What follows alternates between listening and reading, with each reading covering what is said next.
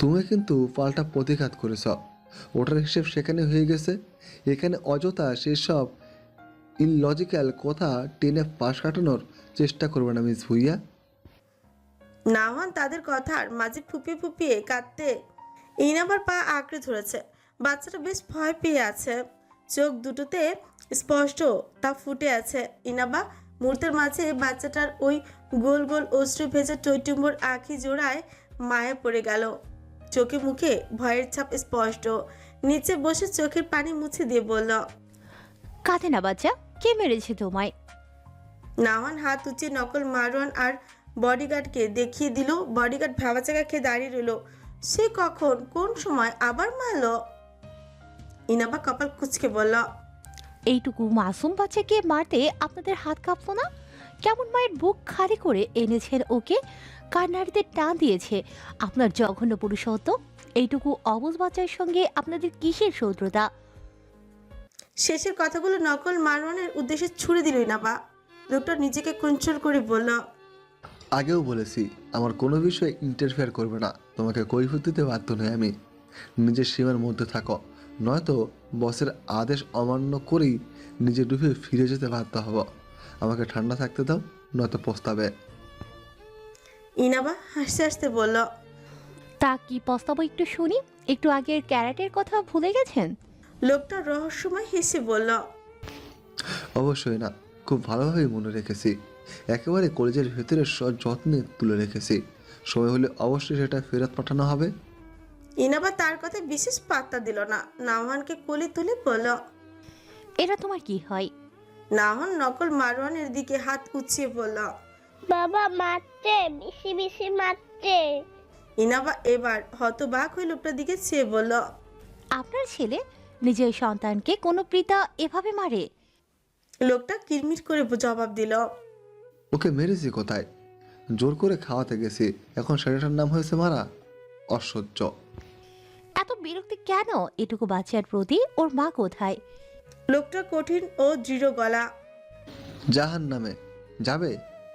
ইনাবা রুড়ো গলায় বলল, ওটাই, আপনি যাবেন 2 দিন পর। আমাকে সাধছেন কেন? নিজের স্ত্রী সন্তানের প্রতি এত প্রীতৃষ্ণা? আপনাকে যে বিয়ে করেছে এবং সন্তান দিয়েছে তার প্রতি এই অসম্মানজনক আচরণ কতটুকু যৌক্তিক? নিজের বিবেককে প্রশ্ন করেছেন কখনো? লোকটা এবার ইনাবার দিকে 2 কদম এগিয়ে এসে বলল, আমি করিনি। নাও তুমি এবার প্রশ্ন করে দেখো কি বলে। ইনাবা ঘৃণিত সহিত পিছিয়ে গিয়ে বলল, দূরে থাকুন, নয়তো আবারও আমার হাত চলবে। হ্যাঁ, আর আমি তোমার সেই চলন্ত হাতে বসে বসে চুমু খাবো। কর্কশ ও কৌতুক মিশ্রিত ও প্রত্যুত্তর। ইনাবা আর কথা বলল না। কথার পিষ্টে কথা, এর চেয়ে থেমে যাওয়া শ্রেয়। নাওয়ানকে কোলে নিয়ে বেরোতে নিলে লোকটা বলল, এই বাটি নিয়ে যাও, দেখ এই কুমিরের বাচ্চাকে খাওয়াতে পারো কিনা। ইনাবা সেই বাটির দিকে তাকালোই না। বডিগার্ডকে উদ্দেশ্য করে বলল, ভাত, সবজি, চিকেন, ডিম সিদ্ধ আর 1 গ্লাস দুধ দিয়ে যাবেন। তারপর বেরিয়ে যেতে যেতে বলল, এইটুকু বাচ্চাকে পালার মুরদ নেই, এসেছে বাপ হতে। বাপ না, সাক্ষাৎ আজরাইল। ইনাবা ছোট ছোট লোকমা তুলে নাওয়ানকে খাইয়ে দিচ্ছে। বাচ্চাটা বিনা জ্বালাতনে আরাম করে খাচ্ছে। প্রত্যেক নারীর গায়েই বোধ হয় একটা মামা ঘ্রাণ পাওয়া যায়। মেয়েরা যেমন মায়ের আহ্লাদ দিয়ে খাওয়াতে পারে, পুরুষেরা সেটা পারে না। তাদের নেচার কাঠখোট্টা টাইপ। বাচ্চারা সেখানে কমফোর্ট ফিল করে না। তারা নমনীয় ভালোবাসায় আদর বেশি উপভোগ করে। ইনাবা কোমল গলায় জিজ্ঞেস করল, আর একটু খাবে? নাওয়ান মাথা নাড়িয়ে বলল, খাবো না। ইনাবা বলল, আর একটু খাইয়ে দেই? নাওয়ান ঘাড় নাড়িয়ে বোঝালো। ইনাবা আর জোর করলো না। যা খেয়েছে এটা যথেষ্ট। মুখ ধুইয়ে দিল, দুধ ঢাকা দিয়ে রাখলো এক পাশে। পেটটা খালি হলে খাইয়ে দিবে। ওকে দাঁড় করিয়ে পেট রাখতে আর হাত ধুতে গেল। হাত ধুয়ে রুমে ঢুকে দেখলো নাওয়ান খাটের উপর দাঁড়িয়ে রুমের সব সুইচ টিপছে। লাইটটা একবার জ্বালাচ্ছে আবার নিভাচ্ছে। জিনিসটা তার কাছে এক প্রকার খেলা। ইনাবা আতকে উঠে সেখান থেকে কোলে তুলে নিয়ে সরিয়ে নিল। নাওয়ান কাঁদো কাঁদো গলায় বলল, মাইল কাটে যাব। ইনাবার বেশ মায়া হলো অতটুকু বাচ্চার অবুঝ আবদারে। আহারে, এই মাসুম বাচ্চাটার মা নেই। ভাবলে কেমন খারাপ হচ্ছে। হৃদয়ে যাতনা অনুভূত হয়। সে শক্ত করে জড়িয়ে ধরে আলো আধারি ওই দেয়ালটার দিকে নজর দিল। আর তার বাচ্চাটার প্রতিচ্ছবি ফুটে উঠেছে। মনে হচ্ছে মা ছেলে। ইনাবা ওই মুহূর্তে একটা সুন্দর দৃশ্য কল্পনাই করে ফেলল। নিজের ছেলেকে নিয়ে পুরো দেশ বিদেশ চষে বেড়াচ্ছে সে। ইস কি আদুরে আর মায়াময় দৃশ্যটা। সে মনে মনে একটা সিদ্ধান্ত নিল, বাচ্চাটা যেহেতু মা নেই, বাবা থেকেও নেই, সেহেতু সে এই শিশুটিকে নিজের সাথে নিয়ে যাবে। এই আদুরি গোলগাল বাচ্চাটা কিছুতেই অনাদরে মানুষ হতে পারে না। এমন পাষাণ বাপের ছায়াতলে থাকলে অচিরে বাচ্চাটার কোমলতা খসে পড়ে বিষণ্ণতা ও কঠোরতার চাপ ফুটে উঠবে না। এই কিছুতেই হতে দেওয়া যায় না। দরকার হলে পুরো পৃথিবীর সাথে লড়বে সে। এই লড়াই মাতৃত্বের লড়াই, এক না হওয়া মায়ের লড়াই, এক মাসুম শিশুকে সুন্দর জীবন দেওয়ার লড়াই। এতে তাকে জিততেই হবে। কোনো বাধাই পরোয়া ইনাবা ভুইয়া করে না। ঘড়ি কাটা রাত 11টা। এপাশ ওপাশ। ইনাবা নকল মারনের সঙ্গে হম্বিতম্বি করে তাকে আইসক্রিম আনতে বাধ্য করেছে। তার নাকি আইসক্রিম খেতে ইচ্ছে করেছে। যদি আইসক্রিম না খাওয়ানো হয় তাহলে খুনাখুনি করেই ফেলবে। নকল মারোয়া নিজের মেজাজ যথেষ্ট সংবরণ করে বডিগার্ডকে আইসক্রিম আনতে তাগিদ দিয়েছে। কথার খেলাফ হলে বস রেগে যাবে, সেজন্য নিজের পঞ্চীভূত ক্রোধ দমিয়ে রেখেছে। বডিগার্ডকে আইসক্রিম আনার নির্দেশ দিয়ে রুম অন্ধকার করে রকিং চেয়ারে তুলছে। Bodyguard vanilla, chocobar, coffee and কোন সব পদের আইসক্রিম নিয়ে এসেছে। তবে ইনাবাকে শুধু কোন আইসক্রিম দিয়ে বডিগার্ড দ্রুত রুম থেকে বের হয়ে গেছে। ইনাবা কোন আইসক্রিম ছিঁড়ে নাওহানে হাতে দিল। নাওহান গোল গোল চোখে চেয়ে আছে। জিনিসটা কি তার মাথায় ঢুকছে না। নাওহানকে এভাবে চেয়ে থাকতে দেখে বলল, আইসক্রিম খাবে? নাওহান মাথা নাড়িয়ে সম্মতি জানালো। চোখের সামনে নতুন জিনিসটা দেখে তার আকর্ষণ ও কৌতূহল কাজ করছে। বাবা মা কোনোদিন তাকে এই জিনিস খাওয়ায়নি। ইনাবা ওর হাত দিয়ে নিজেরটা ছিঁড়ে খেতে শুরু করলো। কোন আইসক্রিম তার বরাবরই পছন্দের। নাওহান ইনাবাকে খেতে দেখে নিজেও গুলুমুলু 2 হাত দিয়ে দৌড়ে খাওয়ার চেষ্টা করলো, কিন্তু খেতে গিয়ে পুরো মুখ ভরিয়ে ফেললো বাচ্চাটা খেতে না পারায়। বাবা বাবা করে ডেকে উঠলো ইনাবা। নিজের খাওয়া বাদ দিয়ে নাওহানকে খাওয়াতে চাইলে বাচ্চাটা মুখ ঘুরিয়ে নিল। অর্থাৎ বাবার হাত ছাড়া কারো হাতে বর্তমানে সে খাবে না। ইনাবা কয়েকবার চেষ্টা করেও পারল না। তারপর পরাজিত ভঙ্গিতে বডিগার্ডকে ডেকে নকল মারওয়ানকে ডেকে আনতে বলল। বডিগার্ড বলল, স্যার তো এখন এই সময় একা থাকেন, ওনাকে এই মুহূর্তে ডাকা যাবে না? ইনাবা রেগে ফেটে পড়ে বলল, তোমার স্যারকে ডাকবে নাকি ঘরের সবকিছু তছনছ করে ফেলবো? কেমন ভাবছে? নিজের সন্তানের কোনটা ভালো কোনটা মন্দ সেসবও জানে না, খালি মাস্ক লাগিয়ে ঘোরে। বুঝলাম না যারা পরিবর্তন করার মানে কি? কোন ফোন দিয়ে আছে আবার? ইনাবার সন্ধিয়ার কণ্ঠস্বর বডিগার্ড থতমত খেয়ে বলল, ম্যাম, সেটা তো আমি বলতে পারবো না, আপনি বরং স্যারকে জিজ্ঞাসা করে দেখতে পারেন, আমি ডেকে আনছি। এই খবরদার পালাবার চেষ্টা করবে না। তুমি হলে এই লোকের ডান হাত, আর তুমি জানো না এমন উদ্ভট কাজকর্মের কি মানে। ঘটনা খুলে বলবে নাকি তোমার চাকরি নট করার ব্যবস্থা করব? বডিগার্ড মাথা নুইয়ে ফেলে চুপ করে রইল। ইনাবা আবারও তাগিদ দিতে চাইলে নাওহান কেঁদে উঠল। ইনাবা চট করে তাকাতেই দেখলো আইসক্রিম গলে গলে পড়ছে বাচ্চাটার হাতে। সে তড়িঘড়ি করে বডিগার্ডকে তার স্যারকে ডেকে আনতে ইশারা করলো। বডিগার্ড চুপচাপ বেরিয়ে যেতে ইনাবা নাওহানের হাত থেকে আইসক্রিমটা নিতে চাইলে নাওহান তো দিলই না, হাতে মুঠ করে ধরে রাখলো। অন্যদিকে নকল মারওয়ানকে গুরুতর ঘটনা ঘটে গেছে এই কথা বলে বডিগার্ড নিয়ে আসলো।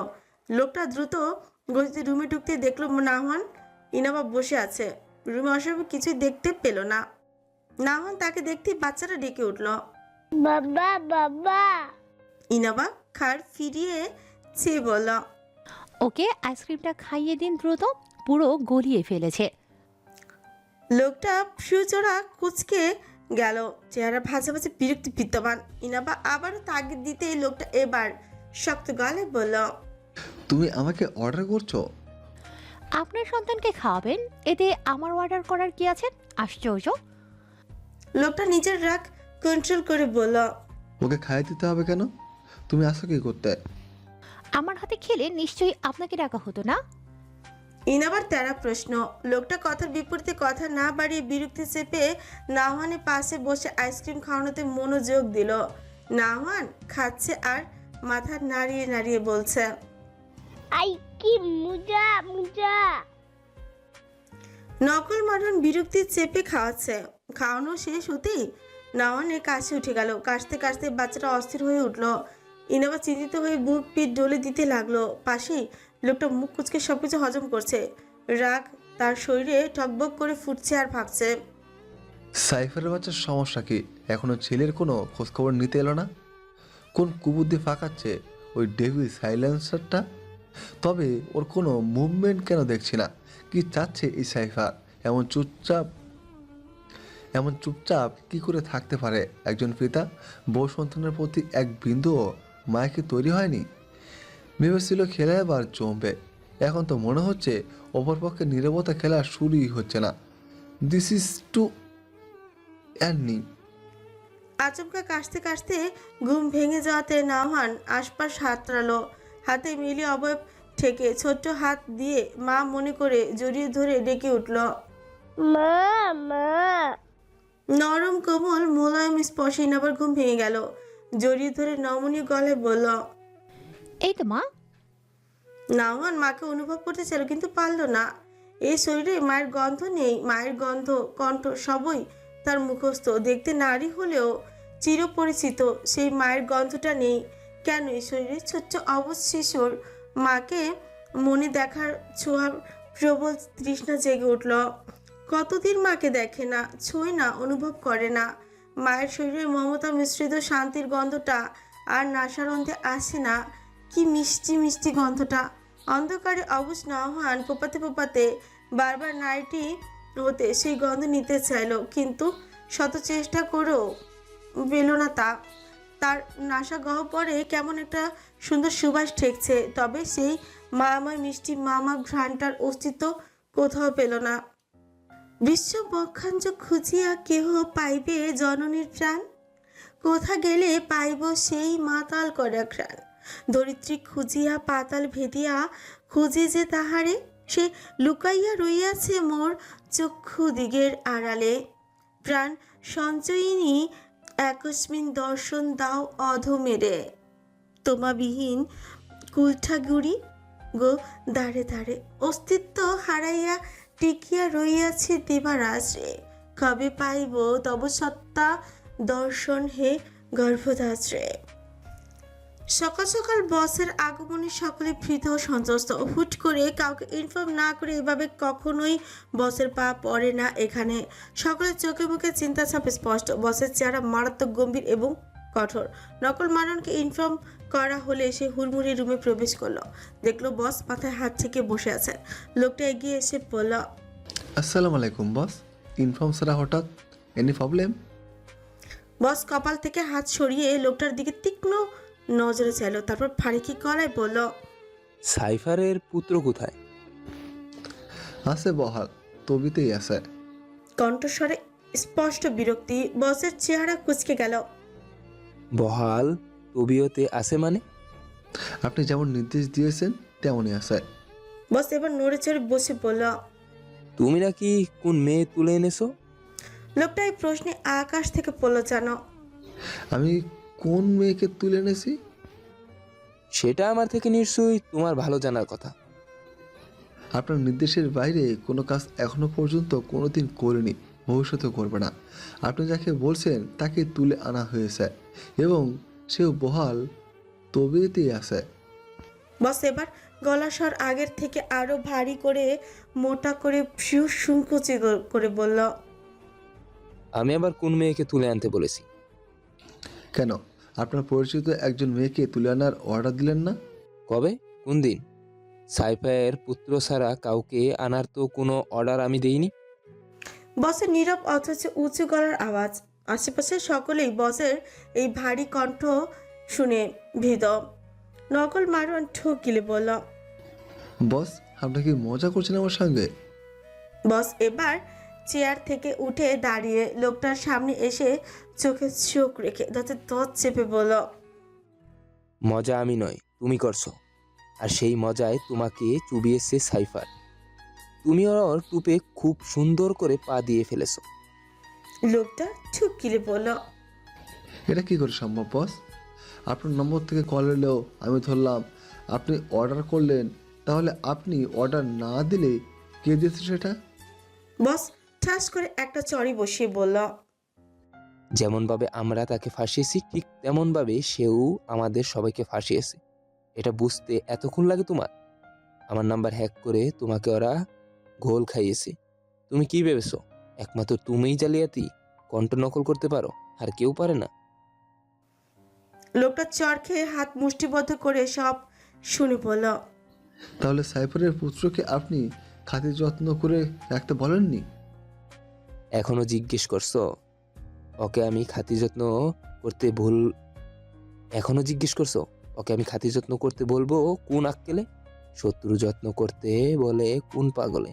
ভাগ্যিস সারফেস খবরটা আমাকে পৌঁছেছিল, নয়তো ওই সাইপার আরো কি কি ঘটাতো সেসব ভেবেই অস্থির লাগছে।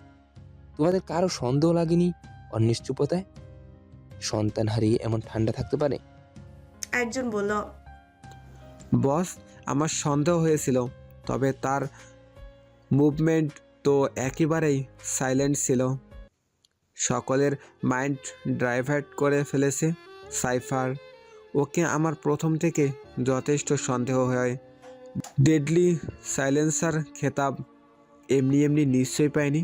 তাছাড়া ওর নামের সংক্ষিপ্ত ও কিন্তু আজাইরাক সাইফার ওরফে এসি ভুলে গেলেন নিশ্চয়ই চলবে না। নকল মারণের শিরা উপশিরা ধমনী সবকিছু তীব্র ক্রোধ তুমুল বেগে বহিত হচ্ছে, সবকিছু ধ্বংস করে ফেলতে ইচ্ছে করছে। এত বড় ধোকা থাকে তা হলো এ হার কিছুতেই মেনে নিতে পারে না তার পরাজিত সত্তা। সে ক্রোধে উন্মত্ত হয়ে রুম থেকে নাওয়ানকে টেনে হিঁচড়ে এনে সপাটে একটা চর বসিয়ে দিল। বাচ্চাটা কেঁদে উঠে বাবা বাবা ডেকে উঠতেই লোকটা দ্বিতীয়বার হাত উঠাতে ধারালো ছুরি তার হাত বরাবর গেঁথেই গেল। সে চিৎকার দিয়ে কাঁচড়ে উঠল। সকলে থতমত খেয়ে গেল। চোখে মুখে আতঙ্ক বিরাজ করছে। লোকটার নাওয়ানকে ধরা অপর হাতেও একইভাবে ছুরিবিদ্ধ করা হলো। লোকটা চেঁচিয়ে বলল, খিচুড়ি মারলি? সাহস থাকলে সামনে আয় bastard. Hello, a backstabber player. Bodyguard সকলেই পজিশনে দাঁড়ালো। কণ্ঠটা দরজার অভিমুখ থেকে আসছে। মুখে সিগারেটের ধোঁয়া ছাড়তে ছাড়তে কালো লং হুডি পরিহিত আজরাক সাইফারের প্রবেশ। লোকটা রক্তচক্ষু নিক্ষেপ করে তাকিয়ে আছে। রিভলভার তাক করা প্রতিটি হাতের শিরার দিকে। সাইফার হো হো করে হেসে উঠল। মুখ ভর্তি ধোঁয়া ছড়িয়ে বসে পড়ল চেয়ারের পায়ের উপর পা তুলে। নিজেও রাগ সংবরণ করতে চাইছে, কিন্তু কোনোভাবেই সেটা সম্ভব হচ্ছে না। শত্রুর এত উদ্ধত আচরণ কারোরই কাম্য ছিল না। তাদের প্রত্যেকটি পরিকল্পনা কিভাবে যেন ভেস্তে দিল এই সাইফার। নিজেকে পরাজিতের অবস্থানে কোনোভাবেই দেখতে ইচ্ছুক নয় সে। এত বছরে করা পরিকল্পনায় এক মুহূর্তে জল ঢেলে দিয়ে কিছুতেই ভেস্তে দিতে চায় না সে। সাইফারের সেদিকে একদমই মনোযোগ নেই। তার চোখ ছেলের দিকে স্থির। বাচ্চাটা ফোপাতে ফোপাতে একবার নকল মারণকে দেখছে, আরেকবার তাকে। সবাইকে ভয় পাচ্ছে এখন সে। চেহারায় আতঙ্কিত ভাব স্পষ্ট, গালে স্পষ্ট 5 আঙ্গুলের ছাপ ফুটে উঠেছে। লালিমা বর্ণ ধারণ করেছে। পাশে দাঁড়ানো লোকটার হাত বেয়ে চপচপ করে লাল তরল গড়িয়ে মেঝে ভেসে যাচ্ছে। একটা সিগারেট শেষ করে আরেকটা মুখে পড়ল। লাইটার দিয়ে বেশ সময় নিয়ে তার মাথায় আগুন ধরালো। ধোঁয়ায় কুণ্ডলি পাকিয়ে উঠল। কয়েকজন গার্ড তার মাথায় পিস্তল ঠেকালেও এতে তার বিন্দু পরিমাণে হেলদোল দেখা গেল না। সে নিজের মতো করে সিগারেট টানায় ব্যস্ত। চোখ দুটো অসম্ভব লাল হয়ে উঠেছে। শিকার ধরার আগে বাজের চোখ যেমন থাকে ঠিক তেমন। লোকটা নিজের হাত থেকে ছুরি বের করতে গলগল করে রক্ত ফ্লোরে ভেসে যেতে লাগলো। একজন ব্যান্ডেজ এগিয়ে দিতে সেই ব্যান্ডেজ পরে মারওয়ানের দিকে আক্রমণাত্মক ভঙ্গিতে এগিয়ে যেতে চাইলে বস তাকে থামিয়ে দিল। বসের চোখে মুখের গম্ভীর, কিন্তু চোখে ফুটে আছে চতুর মনোভাব। সে বলল, সমঝোতায় আসি, বলো কি চাও? সাইফার হাসল, যেন কোনো জোকস বলা হয়েছে। বস এবার নিজ থেকেই বলল, চলো একটা গেম খেলি। দাবা খেলায় যে হারবে সে স্বেচ্ছায় সারেন্ডার করবে। পরাজিত পক্ষকে জেতা পক্ষ যা ইচ্ছে তাই করতে পারবে। তুমি রাজি? সাইফার ফ্রিকুচকে চাইলেও বসের মুখে কুচিল হাসায়। সাইফার মুখ ভর্তি ধোয়া ছাড়তে ছাড়তে বাঁকা হেসে বলল, রাজি। মুখোমুখি দুই সত্তা, পার্থক্য শুধু টেবিলের এপার ওপার। আশেপাশে গার্ডরা দাঁড়িয়ে আছে। টেবিলে দাবার বোর্ডে গুটিগুলো দাঁড়িয়ে আছে আগু পিছু ভাবে। একজনের চোখ হেজে তার তীব্র বাসনা, অপরজনের বরাবরের মতো নির্লিপ্ত। সে সিগারেটটা মুখে পুড়ে গুটি চালছে। মুখের ফাঁক দিয়ে ধোঁয়া বেরোচ্ছে বিরামহীন। দাবা খেলায় সবচেয়ে দুর্বল গুটি কোনটা জানেন?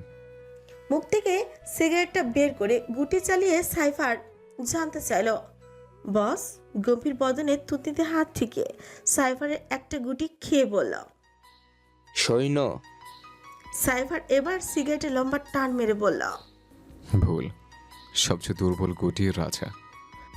কারণ রাজা যদি দুর্বলই না হতো তাহলে তাকে বাঁচাতে এত সৈন্য, মন্ত্রী, হাতি, ঘোড়া, উট পাশাপাশি সামনাসামনি দাঁড়িয়ে থাকতো না। সে দুর্বল দেখিয়ে তাকে রক্ষা করতে এদের আগমন। বস কুটিল এসে সাইফারের দিকে চাইল। সে যে তাকে এবং তার আশেপাশের গার্ডদের মিন করছে সেটা বুঝতে একটু বেগ পেতে হয়নি তাকে। গুটি চালিয়ে বলল। চেক। সাইফার মুখ থেকে ধোয়া কুণ্ডলি ছেড়ে গুটি চালিয়ে বলল। চেকমেট। সোজা হয়ে পায়ের উপর পা তুলে আরাম করে বসলো। বস লোকটা রাগান্বিত হয়ে উঠল। কোথা থেকে কিভাবে খেলা ঘুরিয়ে দিল এই সাইফার। ও রাজাকে চেক দেয়া একটা ট্র্যাপ ছিল নিশ্চয়ই। দাবার বোর্ড উল্টে ফেলল সে। নিজেকে পরাজিত অবস্থায় কোনোভাবে দেখতে ইচ্ছুক নয় সে। চিল্লিয়ে উঠল সে। সাইফার বেশ মজা পাচ্ছে। শত্রুপক্ষকে নাকানি চুপানি খেতে দেখতে ভালোই লাগে তার। দেখলেন, দাবা খেলায় সবচেয়ে দুর্বল গুটি রাজা। সৈন্য সামন্ত ছাড়া সে একেবারেই অচল। Very sad. আপনাদের জন্য সমবেদনার প্রতিপক্ষ। বস নিজের চতুর্চাহনি নিক্ষেপ করে কুটিল হেসে বলল। তোমার জন্য। সাইফার খেয়াল করলো কতগুলো পিস্তল তার দিকে তাক করা। মোটেও খারাপ হলো না সে, যেন জানতেই এমন কিছু হবে। পায়ের উপর পা তুলে আরাম করে বসে বলল। অবাক হয়নি মোটেও মিস্টার।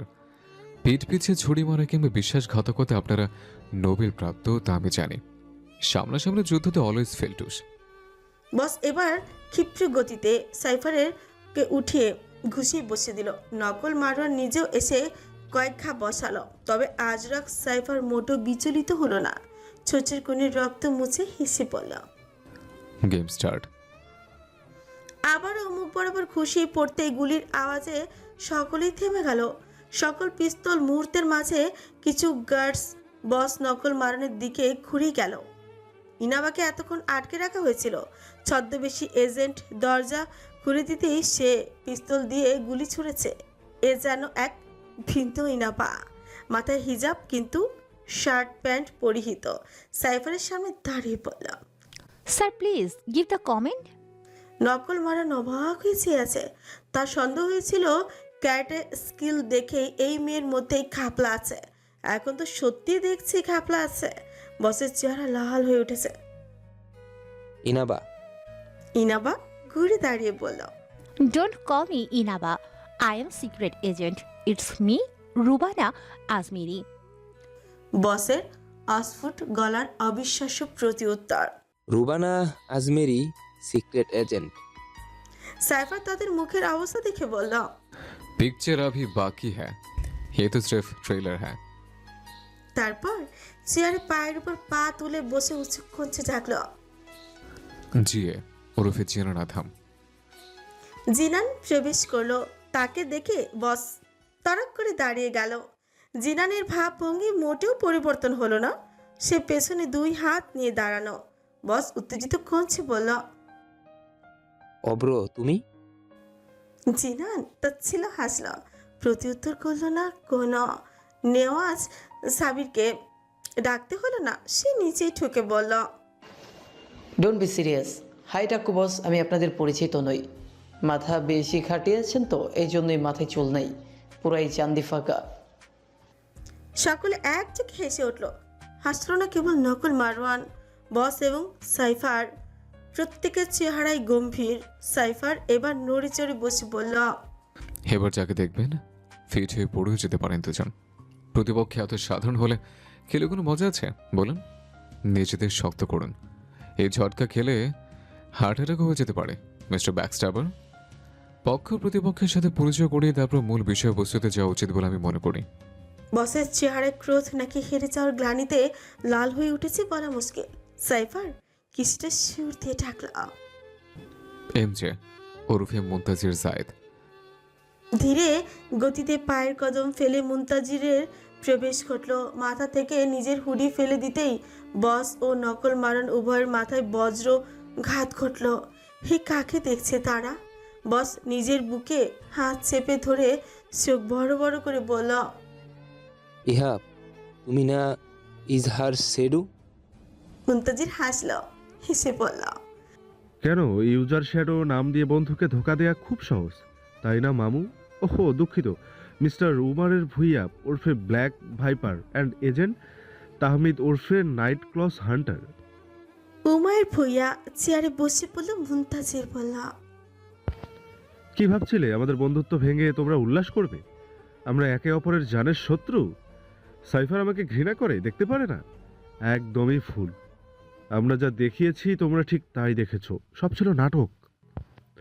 তোমাদের প্ররোচনায় পড়ে ইজহার শ্যাডো চরম অন্যায় ও বিশ্বাসঘাতকতা করেছিল। যে নামের প্রতি আমার তীব্র বিতৃষ্ণা তৈরি হয়েছে সে নামে নিজেকে পরিচিত করতে কোনোভাবেই চাইনি। তবে আজারক সাইফারের প্ল্যান ভিন্ন ছিল। আমি মুনতাজির জায়েদ হলেও আমার উপাধি ইজহার শ্যাডোই ছিল, যার অর্থ উন্মোচিত ছায়া। আমার মাধ্যমে তোমাদের পাপকীর্তির উন্মোচিত করতে চেয়েছিল। বিধায় আমি ইজহার শ্যাডোয়ে এবং প্রতিদিন প্রতীক্ষা করেছিলাম দেখি আজকের মুনতাজির জায়েদ অর্থাৎ প্রতিরক্ষাকারী। উমার ভুইয়া এজেন্ট তাহমিদ চুপচাপ বসে আছে। আশেপাশে গার্ডসরা অস্ত্র নামিয়ে চুপচাপ দাঁড়িয়ে আছে। এজেন্ট তাহমিদের দুই হাতে ব্যান্ডেজ করা, রক্তে ব্যান্ডেজ ভিজে একাকার। সেদিকে তার বিন্দু মাত্র খেয়াল নেই। তার চোখে এক ধরনের ক্রোধ ফুটে আছে। আজাকার সাইফার, জিনান আধাম, নেওয়াজ সাবির, মুনতাজির জায়েদ সকলেই তাদের সামনে উপবিষ্ট। রুবানা আজমেরি একটু দূরে নওহানকে কোলে নিয়ে দাঁড়ানো। বাচ্চাটা কাঁদছিল দেখে সে কান্না থামাতেই কোলে নিয়ে হেঁটে চেকেছে। নওহান তার ঘাড়ে মাথা ফেলে হিচকি তুলে ফোপাচ্ছে। আজরাক সাইফার একটু ধাতস্থ হয়ে গম্ভীর কণ্ঠে শুধল, এবার বলুন মিস্টার ব্ল্যাক ভাইপার, আপনার মূলত আমাকে নিয়ে কি সমস্যা? এত এত লোক ভাড়া করে আমাকে ধ্বংস করার অনুমোদনায় কেন নেমেছেন? আমার সাথে আপনার শত্রুতা কি নিয়ে? যতদূর জানি আমি আপনার কোনো ক্ষতি করেছি বলে তো মনে পড়ে না। সাইফারের ছড়া প্রশ্নে পুরো হলরুম নিস্তব্ধতা ছেয়ে গেল। পিনপত নীরবতা পুরো রুমে। সকলের দৃষ্টি উমায়ের ভুইয়া ওরফে ব্ল্যাক ভাইপারের দিকে স্থির। তার মুখে কোনো শব্দ নেই। মাথা নিচু করে চুপচাপ বসা মুনতাজির কঠোর গলায় বলল, চুপ করে আছো কেন? কেন সাইফারের প্রতি আমাকে উস্কেছিলে? তার সাথে আমার দূরত্ব কেন চাইতে? কেন ফাটল ধরিয়েছিলে আমাদের দুজনের মাঝে? তোমার সমস্যা কি তাকে নিয়ে? বলো, জবাব দাও। Answer me damn it. Nawaz এগিয়ে এসে মুনতাজিরকে সামলালো। শান্ত হন মিস্টার মুনতাজির। রাগে মুনতাজিরের শরীর থরথর করে কাঁপছে। সাইফার আগের ন্যায় শক্ত মুখে চেয়ে মুনতাজির কাঁপতে কাঁপতে চেয়ারে বসে পড়ল। শান্ত হতে বলছেন? আমার উপর সেই দিনগুলোতে কি কি গেছে উপর আল্লাহ ছাড়া, আমি ছাড়া কেউ জানে না। বন্ধুত্বের বিচ্ছেদ কতটা যন্ত্রণাদায়ক সেটা কাউকে বোঝানো যায় না। প্রেম ভালোবাসার বিচ্ছেদে মানুষ কষ্ট পায়, প্রেমের সমাধি বানায়, উপন্যাস কাব্য রচনা করে।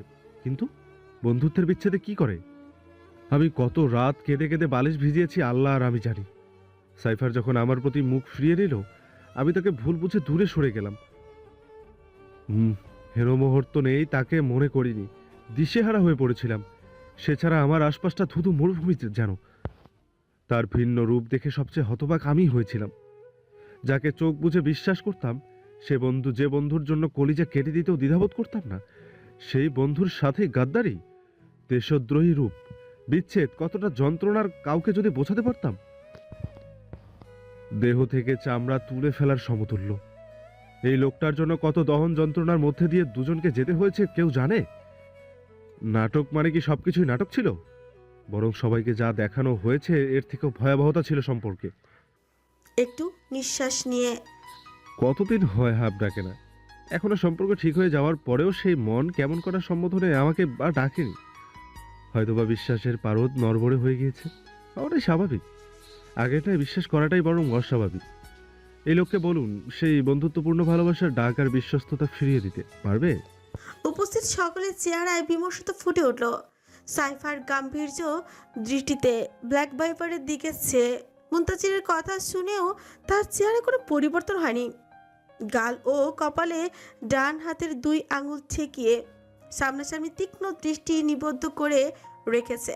নওয়াজ ব্ল্যাক ভাইপারকে নিশ্চুপ থাকতে দেখে বলল, কিছু বলছেন না কেন? পারবেন? আজারাক সাইফার কোট থেকে সিগারেট বের করে লাইটার জ্বালি আগুন ধরিয়ে ঊর্ধ্বমুখী ধোঁয়া ছাড়ল। গুলো ধীরে ধীরে অদৃশ্য হয়ে গেল। সিগারেটের লম্বা টান দিয়ে নাক মুখ থেকে ধোঁয়া ছাড়িয়ে 2 হাঁটুর উপর কোনোই ভর দিয়ে খানিক সামনে এগিয়ে এসে বলল, একটা গল্প বলি, কারো কোনো অবজেকশন থাকলে বলতে পারবেন, নো টেনশন। শেষের কথাটা ব্ল্যাক ভাইপারের দিকে চেয়ে চেনে চেনে বলল সাইফার। সিগারেট 2 উষ্ঠে চেপে ধোঁয়া ছাড়তে বলতে লাগলো, একজন বিশিষ্ট ব্যবসায়ীর 2 পুত্র সন্তান ছিল। বড় পুত্র সন্তান যখন 9 এবং ছোট পুত্র যখন 4 বছর পদার্পণ করল, সেই মুহূর্তে তাদের মা দুনিয়া থেকে বিদায় নিলেন। তাদের পিতা ছিলেন ব্যবসায়ী মানুষ। বাচ্চা দুটোকে লালন পালন করা তার কাছে ভীষণ কষ্টসাধ্য ছিল। অনেকের পরামর্শে দ্বিতীয় বিয়ের সিদ্ধান্ত গ্রহণ করে সন্তান দয়কে মাতৃছায়া দিতে দৃঢ় প্রতিজ্ঞাবদ্ধ হলেন। নিজের হিমশিম খাওয়া অবস্থায় বিয়ে করে অবুঝ সন্তানকে মা এনে দিলেন। সেই মা তাদেরকে আগলে বড় করতে লাগলেন। বড় পুত্র মহাশয় দ্বিতীয় মায়ের আগমনের নারাজ ছিল, কোনোভাবেই সহ্য করতে পারত না। তাই সর্বদাই সৎমা থেকে দূরত্ব বজায় রেখে চলত। সৎমায়ের প্রতি এতটাই বিদ্বেষ পোষণ করত যে মাত্র 10 বছর বয়সী হোস্টেল লাইফে থেতে হলো। সেখান থেকে পড়াশোনায় মনোনিবেশ করতে লাগলো। ছোট পুত্র সৎমায়ের ছত্রছায়ায় লালিত পালিত হতে লাগলো। এভাবেই দিন যাচ্ছিল। হঠাৎ একদিন বড় পুত্রের কাছে খবর পৌঁছালো তার বোন নাকি পৃথিবীতে আগমন করেছে। নিজের সমস্ত রাগ জেদ সব গিয়ে পড়ল ওই কন্যা শিশুর উপরে। এতটুকু বলে থামলো, থেমে ব্ল্যাক ভাইপারের দিকে চাইল। সকলের উৎসুক দৃষ্টি সাইফারের দিকে নিবদ্ধ। সাইফার আবারও বলতে শুরু করলো, বড় পুত্র মহাশয় হন্তদন্ত হয়ে বাড়িতে এসে হুলস্থুল ঘটিয়ে ফেলল। সৎ মা বাবা সকলে ভীত হয়ে পড়ল মাত্র 11 বছর বয়সী পুত্রের এই বিধ্বংসী রূপ দেখে। বাবা কিছুতেই পুত্রের ক্রোধকে দমাতে পারছিলেন না। নিজের সেই ক্রোধ 1 মাস বয়সী দুধের শিশুটাকে দেখাতে গিয়ে চরম ফাঁসা ফাঁসল বরপুত্র। দোলনায় দুধে থাকা লাল টুকটুকে হাত পা ছড়িয়ে তার দিকে ফিচফিচ করে হাসতে থাকা পুতুলটিকে দেখে নিজের সমস্ত ক্রোধ নিমেষের মধ্যেই কোথায় যেন গায়েব হয়ে গেল। সে এক দৃষ্টিতে শিশুটির দিকে চেয়েই রইল। এরপর থেকে শিশুটি অস্ফুট আওয়াজ করলেও সবার আগে উপস্থিত থাকতো তার বড় ভাই। এভাবেই বড্ড আদর সোহাগী বড় ভাইয়ের একমাত্র দুলালি বড় বোন হতে লাগল। সৎমার প্রতি অসন্তুষ্টে অনিচ্ছে থাকলেও সেটা কখনো আর প্রকাশ করেনি। বোনের সমস্ত চাহিদা খুশি তার কাছে ফার্স্ট প্রায়োরিটি ছিল। বোন মুখ ফুটে কিছু চাওয়ার আগে সবকিছু হাজির করে ফেলতাম। হোস্টেল লাইফ ছেড়ে পুরোদমে বাড়িমুখী হলো সে। এভাবেই বড় হতে লাগলো ভাইয়ের আদরের দুলালি ছোট্ট পুতুলটে। উপস্থিত সকলে আগ্রহী শ্রোতার মতো শ্রবণ করছে। সাইফার গাম্ভীর্য বজায় রেখে বলল, বোনটিও ভাইকে বলতে অজ্ঞান। আস্তে ধীরে ভাইয়ের আদরে বড় হতে লাগলো। যখন যুবতী বয়সে পদার্পণ করে ঠিক তখন সবার অগোচরে নিজের প্রেমিককে বিয়ে করায় বড় ভাই আবারও ক্রোধে উন্মত্ত হয়ে পড়ে। বোনের হাসি মুখ দেখে নিজেকে দমালেও যখন পিতা সে কন্যাকে অর্ধেক সম্পত্তির মালিকানাধীন করে যান তখনই ঘটে মহা অঘটন। জিনান আগ্রহী গলায় শুথল। তারপর সকলেই উন্মুখ হয়ে আছে পরবর্তী কাহিনী শোনার জন্য। সাইফার হাই তুলে বলল, তারপর আর কি, টিপিক্যাল বেঙ্গালিদের মতো সম্পত্তির জন্য সম্পর্কের দাফন।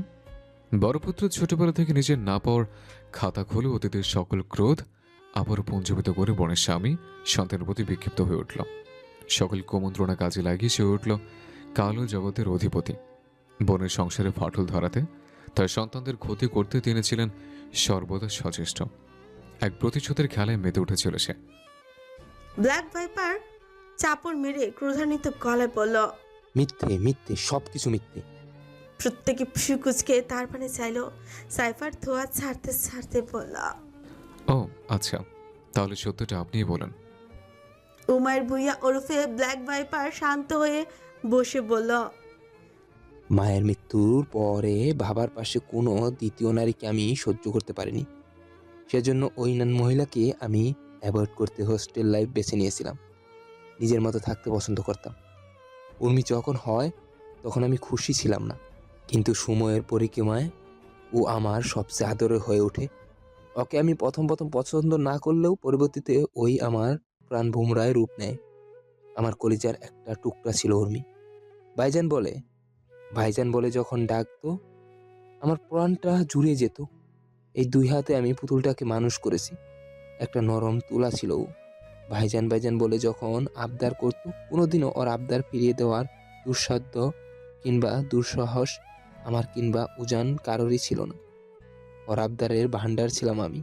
কেউ কোনো কিছু না দিলে আমাকে এসে নালিশ জানাতো। আমি শত ব্যস্ততার মাঝেও আমার পুতুলটার সব নালিশ মনোযোগ দিয়ে শুনে সবাইকে শাস্তি দিতাম। মোট কথা, ও আমার পাথরের হৃদয়ে মোরল ফুল হয়ে ফুটেছিল। একদিন এই পর্যন্ত বলে ব্ল্যাক ভাইপারের কণ্ঠ রোধ হয়ে এলো। একটু পানিকে ধাতস্থ হয়ে বলল। কলেজ শেষ করে আমার কাছে ছুটতে এলো। তখন আমি জরুরি বৈঠকে ছিলাম, কিন্তু উর্মির কাছে সবকিছু তুচ্ছ ছিল। উর্মি উচ্ছ্বাসিত গলায় তার স্বপ্নের পুরুষটির কথা বলল। আমার কাছে তাকে চাইলো। আমি ভেবেছিলাম সেফ, বয়সন্ধিকালের পাগলামি, তাই গুরুত্ব দেইনি তেমন। কিন্তু পরবর্তীতে ওর পাগলামি দেখে আমি খোঁজ লাগাই সেই পুরুষের। বয়স আমার মতোই, নেতা গোছের ছেলে, সুদর্শন বলিষ্ঠ পুরুষ। এক দেখাতেই বুঝে গিয়েছিলাম উর্মির ঘুম উড়াল দেওয়ার রহস্য। সারাদিন সেই স্বপ্ন পুরুষের নাম জপার কারণই বা কি সেটাও বুঝলাম। সেদিন উর্মিকে যেয়ে বলেছিলাম পছন্দ হয়েছে, কিন্তু বয়সটা বেশি। বেচারি কেঁদে কুটে একেবারে সমুদ্র বানিয়ে ফেলেছিল। পরে কত কিছু করে কান্না থামিয়েছি। বলেছিলাম কলেজ শেষ হলেই বিয়ে করে দিব। আমার পুতুলটা সেদিন কত যে খুশি হয়েছিল। ব্ল্যাক ভাইপারের ঠোঁটে কোণে হাসি রেখা, মুনতাজির রুবানা উভয়ের ঠোঁটের কোণেও মুচকি হাসি লেগে আছে। মায়ের গল্প শুনলে প্রত্যেক সন্তানই খুশি হয় বোধ হয়।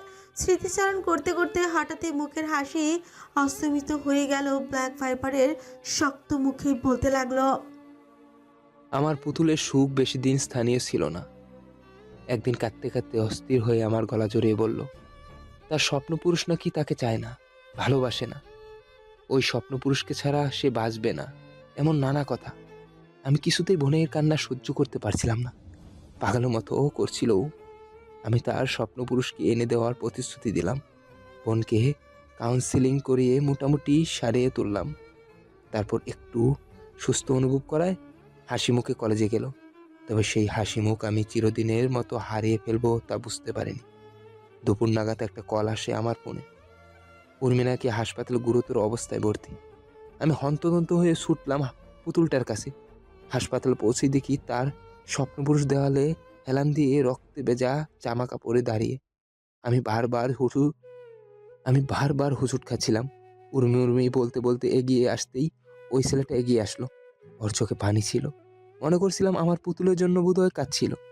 পরে অবশ্য বুঝেছিলাম কেন, কার জন্য ছিল সেই পানি।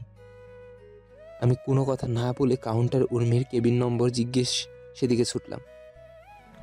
একটা দম নিয়ে বলল। উর্মির কেবিনের সামনে আসতেই দেখতে পেলাম আমার পুতুলটা কিভাবে শুয়ে আছে। হাত পায়ে ক্যানেলা, মুখে ভেন্টিলেটর, সংযোগ দেওয়া রক্তাক্ত ছোট্ট পুতুলটাকে যে একদমই চুপচাপ হয়ে শুয়ে আছে, কোনো নড়চড় নেই। হার্ট মনিটরে টিপ শব্দে রেখা উঠানামা করছে। আমি একদম ভেঙে পড়ছিলাম কাছের দরজা দিয়ে ওর এই অবস্থা দেখে। আমার কলিজার হ্যান দশায় আমি পাগল হয়ে গেছিলাম যেন। হৃদযন্ত্রটা বেসামালভাবে তর পাচ্ছিল আমার পুতুলটার কাছে যাওয়ার জন্য। পুরো 2 দিন আইসিইউতে ভর্তি থাকার পর ডাক্তার খবর জানালো রোগীর জ্ঞান ফিরেছে হালকা, অবস্থা গুরুতর, আমার সঙ্গে কথা বলতে চায়। আমি তো 2 দিন এক পাও নড়িনি আইসিইউ রুমের সামনে থেকে। যদি কোনো আপডেট পাই সে আশায় চাতক পাখির ন্যায় অপেক্ষারত ছিলাম। 2 দিনের মাথায় আপডেট ঠিকই এসেছিল। তবে এতটুকু বলে একটা বড় নিঃশ্বাস ফেলে বুক চেপে ধরল ব্ল্যাক ভাইপার। সকলের উৎসুক চাহনি তার দিকে স্থির। ব্ল্যাক ভাইপার আবারও বলতে শুরু করলো। কেবিনে ঢুকে আমি মৃত্যুর ঘ্রাণ পাচ্ছিলাম কেবল।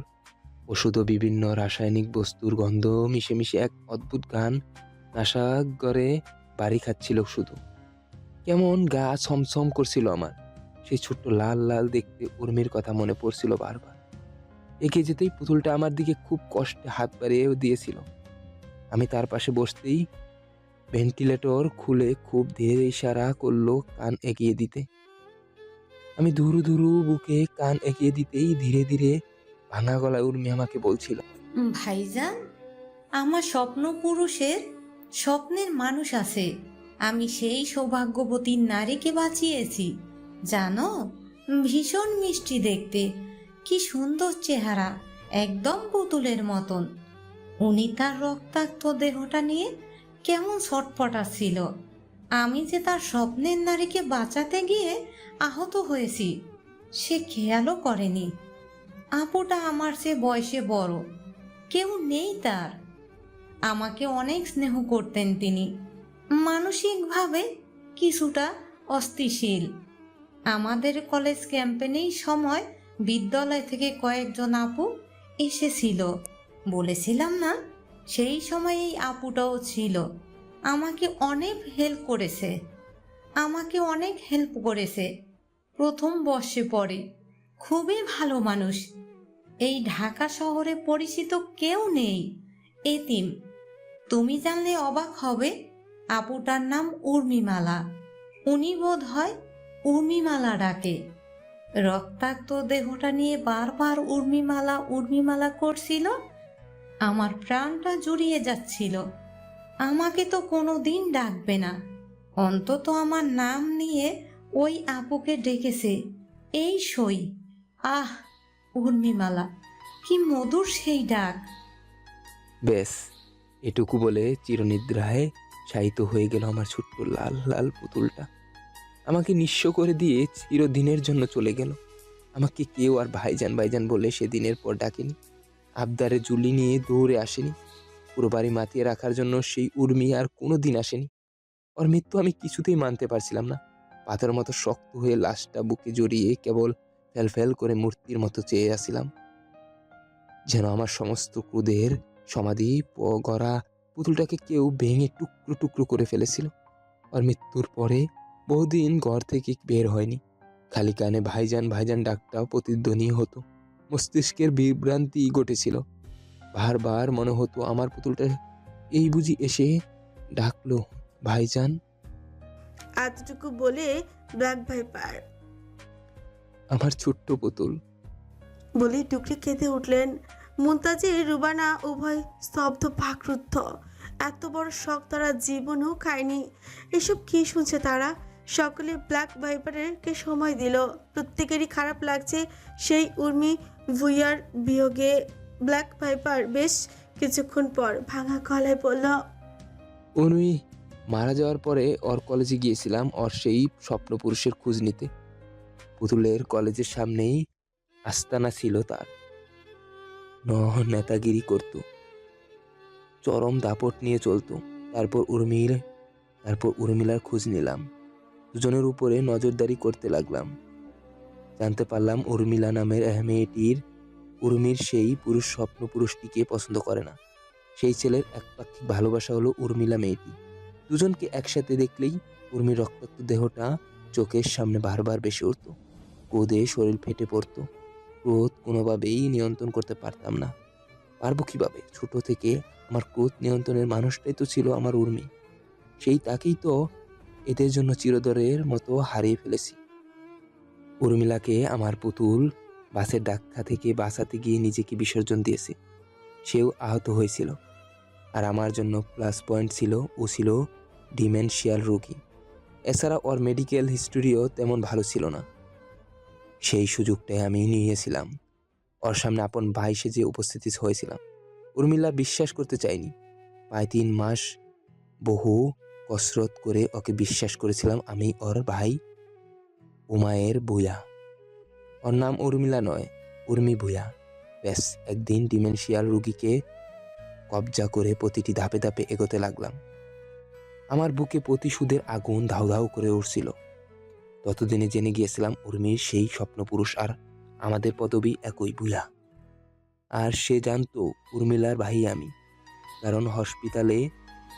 কারণ হাসপাতালে উর্মি বলতে বলতে যখন ছুটে আসছিলাম তখন ভেবে নিয়েছিল তার উর্মিলাকে দেখতে পাগলের মতো ছুটে গিয়েছিলাম সেখানে। এটাও ছিল আমার জন্য বড় প্লাস পয়েন্ট। অতীত শুনে উমায়ের ভূঁইয়া বোনের জন্য সকলেই বিমর্ষিত হলো। এদিকে মুনতাজির রুবানা উভয় বজ্রখাদের মতো সবকিছু শ্রবণ করছে। ছোট থেকে যা জেনে মেনে বড় হয়েছে, আচমকা সেটা মিথ্যে শুনলে যে কেউ তবদাই খাবে। মুনতাজির বহু কষ্টে বলল, এজন্যই আমার মায়ের প্রতি, আমার প্রতি এবং আমাদের পরিবারের প্রতি আপনার এত রাগ? ব্ল্যাক ব্যাপার চোখ লাল দুটো মুনতাজির দিকে স্থির হলো। হয়তোবা ছোট থেকে ভাগ্নের মুখে তুমি ডাক শুনে অভ্যস্ত, হঠাৎ করে আপনি ডাকা বিভ্রান্ত হলেন। একটু ধাতস্থ হয়ে বললেন, উর্মিলা থাকতে ঢাকার ওর এক দূরসম্পর্কে আত্মীয়র বাড়িতে ওর কেমন খালা হয় যেন অত খেয়াল রাখিনি। সে সময় মেয়েরা অত পড়তে পারতো না। মেয়েদের উচ্চশিক্ষা গ্রহণে নানা প্রতিকূলতা বাধার সম্মুখীন হতে হতো। কঠোর ধর্মীয় অনুশাসন ছিল সে সময়। হাতে গোনা কয়েকজন বিশ্ববিদ্যালয়ে পড়ত, উর্মিলা তার মধ্যে একজন। বহু কসরত করেই অতটুকু যেতে পেরেছিল। ভীষণ মেধাবী মেয়ে, বাংলায় স্নাতক করেছিল। খোঁজখবর নিয়ে একদিন চলে গেলাম সেখানে। দেখলাম কোমরে ওড়না পেঁচিয়ে পুরো ঘর পরিষ্কার, বাসন কোসন মাজা থেকে শুরু করে রান্নাবান্না সবই ওকে দিয়ে করানো হয়। এতিম ছিল তো, তাই কোনো রকম দয়া প্রসূত হয়ে থাকতে চেয়েছে। পরবশ হয়ে থাকতে দিয়েছে এই বাসী। তাই পয়সা উসুল হিসেবে গাদার খাটনি খাটিয়ে নিত তারা। কেন যেন চোখের সামনে আমার পুতুলটা বেশি উঠেছিল সেদিন। একদিন যে বললাম আমি ওর ভাই, ওনারা কিংবা উর্মি কেউ বিশ্বাস করতে চাইল না। বহু বুঝিয়ে সুজিয়ে ওকে নিয়ে আসলাম আমার বাড়িতে। বাবা গত হয়েছিল বহু আগে। সৎমা মেয়ের সুখে পাগলের মতো জীবনযাপন করছিল। সে সময় উর্মিকে নিয়ে বাড়িতে উঠায় আমাকে বাধা দেওয়ার কেউ ছিল না। আত্মীয় স্বজনরা আপত্তি ঠকালেও আমি কাউকে পাত্তা দিইনি। ভালো ভালো খাবার, জামা কাপড়, একটা সুন্দর জীবন খুবই ওকে দিয়েছিলাম আমি। তবে ভিতর ভিতর ওর প্রতি চাপা রাগ কিংবা বিদ্বেষ ঠিকই বিদ্যমান ছিল। তবে আস্তে আস্তে আমি ওই উর্মির প্রতিও দুর্বল হয়ে পড়লাম। ওর ভাইজান ডাকের মধ্যে আমার পুতুলকে খুঁজে পেলাম। মেয়েটা প্রথম আমার সাথে কমফোর্ট ফিল করতো না, নিজেকে গুটিয়ে রাখতো।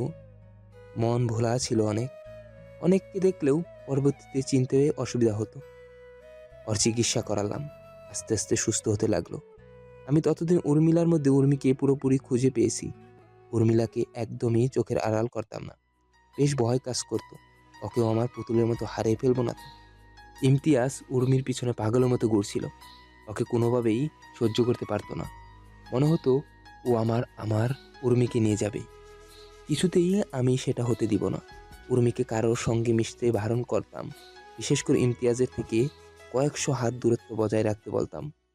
উর্মি এসে আমাকে জানাতো ইমতিয়াজ ওকে যেখানে সেখানে ডিস্টার্ব করে, তাই নিজের দলবল নিয়ে ওর বাড়িতে যেয়ে ওকে শাসিয়ে আসে। ইমতিয়াজ আর আমি সমবয়সী হতে ওর পড়াশোনার পার চুকিয়েছিল বহু আগেই। শুধু এখানে সেখানে রাজনীতি নেতা হয়ে দাপট দিয়ে চলতো। শাসানোর পর ইমতিয়াজ আমাকে থ্রেট দিয়ে 1 সপ্তাহের ভিতর উর্মিকে বিয়ে করে আমার সামনে আসে। 12 শ্রাবণ 1394 বঙ্গাব্দ। তুমুল বর্ষণের আশেপাশে তলিয়ে গেছে প্রায়। উর্মিলা ক্লাস শেষ করে বের হতে না হতে আবারও তীব্র বেগে জলবর্ষণ শুরু হলো। ছাতা আনতে ভুলে গেছে আজ। আশেপাশে ছাউনি জাতীয় কিছু নেই যেখানে আশ্রয় নেবে। শরীরে ওড়না ভালোভাবে টেনে দিয়ে মাথায় কাপড় দেয়া আছে। মোটা জামা কাপড় ভিজে একাকার হলেও দেহের ভাঁজ গরম কিছুই বোঝা যাচ্ছে না। উর্মিলা আশেপাশে তাকিয়ে রিক্সা খুঁজছে, কিন্তু একটাও রিক্সা কম টাকায় যাবে না। সামনের দোকান থেকে রেডিও ও উচ্চ শব্দে ভেসে আসছে। খবর শুনছে আর চা বানাচ্ছে দোকানদার। দূরে কয়েকজন লোক জোরে জোরে কথা বলছে, একজনকে ঘিরে কয়েকজন দাঁড়িয়ে আছে। উর্মিলা শুনছিল কোনো দলীয় নেতা প্রায়শই এখানে আসে, হাঙ্গামা মারামারি করে। আজকেও নাকি এসেছে। উর্মিলা সেসব দেখার সময় নেই। বাসায় গিয়ে রান্না বসাতে হবে, না হয় খালার হাতে মারি খেতে হবে। চিন্তায় উদ্বিগ্ন হয়ে রিক্সা খুঁজতে লাগলো। বেশি ভাড়া চাইলে এবার হেঁটেই যাবে, এত ভাড়া দিয়ে রিক্সায় ওঠার সামর্থ্য তার নেই। কপালে চিন্তার বলি রেখা দূরে হতে ইমতিয়াজ ভুইয়া সব কিছুই পর্যবেক্ষণ করলো। মোটেই মেয়েটা উদ্বিগ্ন ও মায়াবী চোখে চেয়ে বেশ মায়া কাজ করলো। একজনকে ডেকে বলল, একটা রিক্সা ঠিক করো তো। রিক্সা দিয়ে কি করবেন ভাই? সুকুচকে বলল, যা বলেছি তাই করো। আচ্ছা ভাই। কিছুক্ষণ পর রিক্সা হাজির করতে ইমতিয়াজ অদূরে দাঁড়ানো মেয়েটির সামনে যেতে বলল। ভাড়া নিজ থেকেই দিয়ে দিল, শিখিয়ে দিল। ভাড়া দেয়া হয়নি, এমনভাবে করবে যেমন অন্য প্যাসেঞ্জারদের কাছে বলো সেভাবেই বলবে। রিক্সাওয়ালা মাথা নামিয়ে খুশি মনে উর্মিলার সামনে এসে বলল, আফা ওডেন। উর্মিলা কপালে ভাঁজ করে বলল, জিগা তোলা যাবে? রিক্সাওয়ালার মাথায় পলিথিন বাঁধা, বৃষ্টিতে পুরো শরীর ভিজে একাকার। প্যাডেলে পা রেখে বলল, যে ওডেন। আরে দাঁড়াও, কত টাকা ভাড়া? যেমন চাই দিয়েন। না, আপনি বলেন। এমনি দিনে 20 টাকা নেই, বৃষ্টির দিন দেখা 30 টাকা নেই। উর্মিলা মাথায় হাত দিয়ে বলল, 30? ডাকাতি করতে নেমেছেন নাকি আজ? বৃষ্টির দিনে ভাড়া একটু বেশি আফা। না, এত ভাড়া দেব না। 20 টাকায় গেলে চলো, নয়তো দরকার নেই। আচ্ছা দিয়েন, আহেন। উর্মিলা উঠে বসতে গেলে রেডিও থেকে ভেসে এলো গান। বকুলের মালা শুকাবে, রেখে দেব তার সুরভি, দিন গিয়ে রাতে লুকাবে, মুছো না কো আমার ছবি, আমি মিনতি করে গেলাম। রিক্সা সাই করে টান দিয়ে চলে যেতে এই গানটা আর শোনা হলো না। গানটা তার বেশ পছন্দের। আর একটু আগে রেডিও স্টেশনটা পাল্টালে গানটা শোনা যেত। ভিজে চুপচুপে হয়ে গেছে সে, জ্বর না বাঁধালেই হলো। এদিকে রেডিওর গানটা মন্ত্রমুগ্ধের মতো শুনছে ইমতিয়াজ। তুমি চোখের আড়াল হও, কাছে কি বাদুরে রও, মনে রেখো আমিও ছিলাম, এই মন তোমাকে দিলাম, এই প্রেম তোমাকে দিলাম। আজকে উর্মিলার ভার্সিটির সামনে ইমতিয়াজ দাঁড়িয়ে আছে, চাতক পাখির ন্যায় আশেপাশে তাকাচ্ছে। মেয়েটা তার রাতের ঘুম কেড়ে নিয়েছে। তার সাঙ্গপাঙ্গরা নেতার এমন অস্থিরতায় চিন্তিত ও স্থবির হয়ে আছে। কখনো এমন বেশি দেখেনি, তাই বোধ হয় রুক্ষ ফারিকি মেজাজে দেখে অভ্যস্ত, সেই জন্য ম্লান উদ্বিগ্ন চেহারা ঠিক হজমই করতে পারছে না। খানিক পর উর্মিলার দর্শন পেতে ইমতিয়াজ ভুইয়া উজ্জ্বল মুখে এগিয়ে গিয়ে বলল, ভালো আছেন মিস? উর্মিলা ভয় পেয়ে খানিকটা পিছিয়ে গেল। হঠাৎ এমন মুখের সম্মুখে চলে আসে বেশ চমকিতে হয়েছে। চোখ কঠিন চোখ করে চাইল ইমতিয়াজ ভুইয়া, চমৎকার হেসে বলল, ভয় পেয়েছেন? আমি সুদর্শন পুরুষ, কোনো ভূতটুত নই। উর্মিলা এইসব কথায় চরম বিরক্ত হচ্ছে। অপরিচিত এক লোকের অযথা বকর বকর ভালো বিরক্তই লাগার কথা। পাশ কাটিয়ে চলে যেতে নিলেই ইমতিয়াজ পথ আটকে আগলে বলল, কথা শেষ হয়নি মিস, তোমার নাম কি? উর্মিলা এবার শক্ত গলায় বলল, পথ ছাড়ুন, আজব লোক। এটা কেমন ম্যানার্স? ইমতিয়াজ ভুইয়া কথায় পাত্তা না দিয়ে বলল, গুড ম্যানার্স। শোনো, নাম বললেই ছেড়ে দিব। উর্মিলা হাত ভাঁজ করে কোনো কিছু না ভেবেই রাগীর স্বরে বলল, নাম হলো গুলি মেরে উড়িয়ে দে। ইমতিয়াজ বুঝতে না পেরে বলল, হ্যাঁ। উর্মিলা বলেই পাশ কাটিয়ে চলে গেল। ইমতিয়াজ হতবুদ্ধির মতো বলল, হ্যাঁ? কি বলে গেল? একজন চেলা এগিয়ে এসে বলল, ভাই বলেছে গুলি মেরে উড়িয়ে দে। হ্যাঁ, এটা আবার কেমন নাম? ইমতিয়াজ ভুইয়ার চোয়াল শক্ত হয়ে গেল। মেয়েটা ভারী বজ্জাত। সেদিন দেখে মোটেও তো তা মনে হয়নি। ঠান্ডা ঠান্ডা গো বেচারা টাইপ মনে হয়েছে। উর্মিলার একটা কলেজে স্টুডেন্ট ক্যাম্পেইন ছিল। সেখানে তার নামের একটাই মেয়েকে পেয়েছে। সাদা কলেজ ড্রেস পরেই তো দুই বেনি করে ছোটাছুটি করছে। বড় আপু ভেবে তাকে বেশ কয়েকবার জড়িয়ে ধরেছে। দুজনের একই নাম শুনে মেয়েটা উৎফুল্ল হয়ে উঠেছিল। বেশ মিষ্টি মেয়েটি, বারবার আপা আপা বলে মাথা খারাপ করে ফেলেছিল। রিনরিনে কণ্ঠের ডাকটুকু বেশ আপন আপন লাগছিল উর্মিলার। উর্মি হাতে জুস আর চিপস নিয়ে এগিয়ে এসে বলল, আপা নাও। আমি খাবো না উর্মি। আরে খাও, আমরা না মিতা। উর্মিলা নিতান্তই অনিচ্ছা সত্ত্বেও নিল। আজকের কর্মসূচি নিয়ে খানিকক্ষণ আলোচনা হলো। উর্মি একটু পরপর এটা ওটা নিয়ে আসছিল। অনেকটা চঞ্চল মেয়েটা, কোথাও একটু স্থির হয়ে বসেনি। পুরো মাঠ দৌড়ে দৌড়ে চক্কর দিয়ে বেড়াচ্ছে। দুপুরে খাওয়ার বিরতিতে উর্মিলা অন্যান্য সদস্যদের থেকে আলাদাই বসলো। মাঠের চাদর বিছিয়ে টিফিন বক্স বের করে ভাত তরকারি নামিয়ে খেতেই বসলো। সাদামাটা খাবার, ভাত, করলা ভাজি আর গুঁড়ো মাছ। একটু পরে পাশে কারো বসার শব্দে ঘাড় ফিরে চাইল। উর্মি মেয়েটা হাতে বক্স নিয়ে বসেছে। বক্স খুলে নিজের খাবার বের করে পাশে রাখলো। চিকেন কারি, চিকেন চিংড়ি ভুনা আর ভাত এনেছে সে। উর্মিলাকে না না করলেও শুনিনি সে। অজ্ঞতা খেতে শুরু করলো। উর্মি বলল, আমি করলা ভাজি পছন্দ করি না, তুমি আমাকে ছোট মাছ দাও। আচ্ছা, আজকে না হয় তোমার করলা একটু খেয়ে দেখা যাক। উর্মিলা খুশি মনেই দিল। মেয়েটা এত মিশুক আর মিষ্টি, তার দারুণ লাগছে কথা বলে। ভাগাভাগি করে খাওয়া সম্পূর্ণ করলো। একটু পরে আবারও কাজে লেগে পড়লো। উর্মিলা বেশ সাহায্য করলো উর্মিকে। কাজ করতে করতে কারেন্টের তার উর্মির উপর পড়তেই যাচ্ছিল। উর্মিলা নিজের জীবন ঝুঁকিতে নিয়ে সেটা সরিয়েছে। উর্মির একটা কৃতজ্ঞতা বোধ আর ঋণ রয়ে গেল মানুষটার প্রতি। ইমতিয়াজের কয়েকদিন ধরে ঘুম ভালো হচ্ছে না। শাহিনীর স্বপ্নে শুধু একজনই হানা দিচ্ছে। মেয়েটার নাম জেনেছে বহু কষ্টে। উর্মিলা, কি সুন্দর নাম তার, উর্মিমালা। আজকেও ভার্সিটির সামনে বাইকে চেপে বসে আছে। উর্মিমালাকে দেখা যেতেই বাইক থেকে নেমে এগিয়ে আসলো। উর্মিলা তাকে দেখো না দেখার ভান করে চলে যেতে নিতেই ইমতিয়াজ পেছনে বলল, এই গুলি মেরে উড়িয়ে দে। উর্মি উঠে ব্যাগ চেপে ধরল। এসব নেতা ফেতাদের কাছে গুল্লি থাকাটা অস্বাভাবিক নয়। তাকে সেদিনের স্পর্ধার জন্য মেরে ফেলবে নাকি? ভয় ভয় বলল। না। ইমতিয়াজ এগিয়ে এসে বলল, কিনা গুলি মেরে উড়িয়ে দে। উর্মিলা কাঁদো কাঁদো গলে বলল, আমাকে গুলি করবেন না। ইমতিয়াজ উর্মিলাকে ভয় পেতে দেখে হু হু করে হেসে বলল, তোমাকে গুলি করব কখন বললাম? তোমার নাম হয়তো গুলি মেরে উড়িয়ে দে, ভুলে গেছো? সেদিন বলেছিলে কিন্তু।